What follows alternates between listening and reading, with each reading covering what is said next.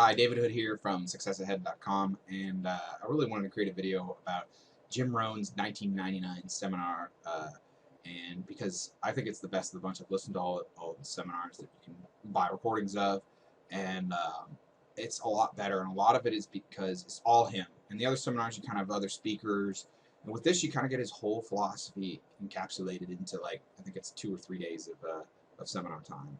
And I just enjoy it so much more than the other ones, where it's sort of like mixed messages, and he's kind of picked out pieces of it and display and talked about it. Where here he just goes all out and teaches everything he can.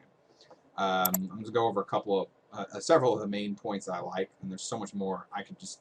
This list could be endless practically, but I want to just pick out a couple of things. So he talks about, like, how advanced the civilization is, and this was in 1999, and I'm shooting this video in early 2014.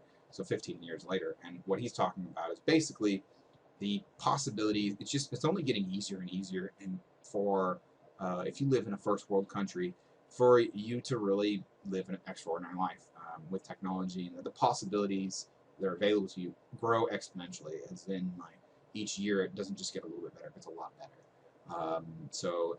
There's really, if you really want this, there's really not much of an excuse. I like his study, practice, teach. It's kind of a full process of understanding and maximizing an area of your life that you really are trying to understand. So if you just study it, even if you just study it, then you're not really going to understand it very well because you're not trying. If you just study it and practice it, you're going to do really good. But then teaching it kind of gives you a whole different perspective.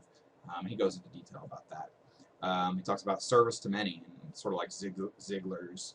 You know, if you want to be rich, give as many people as you can what they want. If you want to get what you want, give as many people as you can what they want, something like that. So let's just, find some way to be of service to many. He talks about the keys to greatness. Part of it is being the product of your own conclusion. You explore many points of view, but you don't become a disciple of anybody, really. You understand, you learn, you evaluate based upon your own sense of what's right and what's wrong.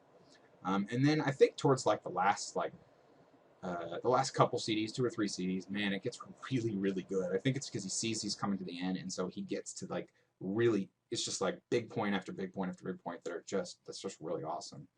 Part of it is, like, your reflection processes. He talks about this. It's a key to steering your ship. If you don't ever reflect on what's happened, then you don't. A lot of times you start off on a path and you think this is the right path, but you kind of, it's really, your path is more like around and around and around. And at each point you have to evaluate, okay, what's the next best step? What's the next best step? I have the goal here, but you don't really know the path there. So you're trying to draw it as you go along.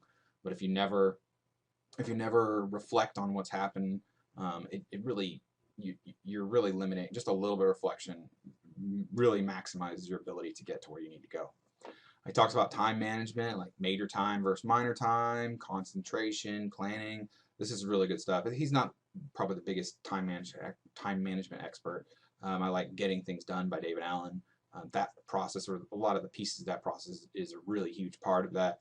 But he understands, I think, some of the bigger concepts, like concentration, like focusing on one thing, and make sure you do the right planning. His goals stuff, there's a lot of stuff on goals. He actually goes through his goals workshop right there. So if you haven't really set the goals, or you think they need a reboot, this is a really great piece for that. Self-motivation is priceless. Self-control, self-development, self-esteem, those are all part of the self-motivation. And one of his biggest keys to being self-motivated is to help motivate others. So that's a really good point. Is when you motivate others and they become motivated, it gives you more energy, and makes you more self-motivated to do what you need to do, or to motivate more people and to get more things done. He talks about the value of time. I think a lot of people don't really value their time properly, and this is an important piece of economics. But really, your time is almost priceless. But at the same time, like, understanding, spending an hour looking for change on the street and getting a quarter. You might think, I'm a quarter richer, but part of it is also, what else could you have been doing with that time that's worth more than a quarter? I sure hope that an hour of your time is worth more than a quarter that you found. Now, if you enjoy that, if that's something that you like, then there's an additional value to you beyond the quarter. But if you're doing that just to make the quarter, it's not really worth it. So he goes into economics, which I think he understands really well. You know, people talk about he understands business, at least the core of business, what business gets to. Like, you bring a product or service to the marketplace in the hopes of making a profit. That's his that's capitalism right there. And so he goes into detail the principles and how to be financially independent, and you kind of do right with the small things of with your money, with your business, because there's that people say, well, when I have millions of dollars, then I'll take care of my money.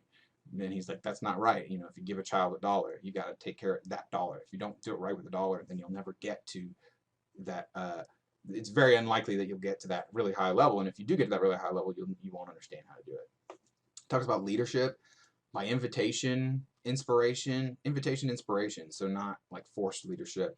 You know, be bold but not a bully. I think that's really important. And don't be afraid to do things. Have the courage, but then don't just like force people or push people around because you're a leader. Be kind but not weak. I think he's right when he says a lot of people mistake kindness for weakness. You know, but that there's actually a certain kind of strength that involves in being kind. He goes into that. And one of the most important things that he ever talks about is what kind of person must I become to reach the goals I want, so that the value of what you need to become is worth the actual goal reaching. So the value of becoming the person that can become a millionaire is more valuable than the $1,000,000 by a lot, because then you can go make that $1,000,000.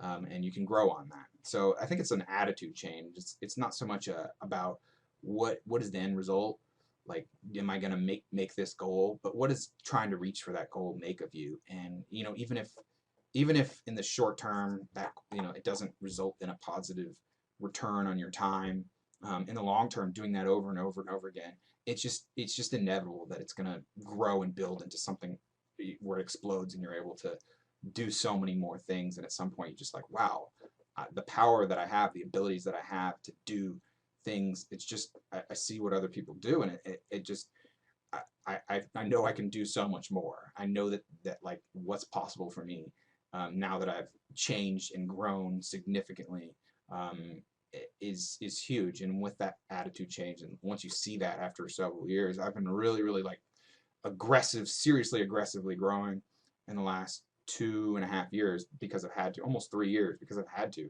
started my own business. And taking on this attitude has been critical, because when I first start out, like when I do something, it doesn't like come back to me right away. It's not like a lawyer who finds a client, services that client, and gets paid, right?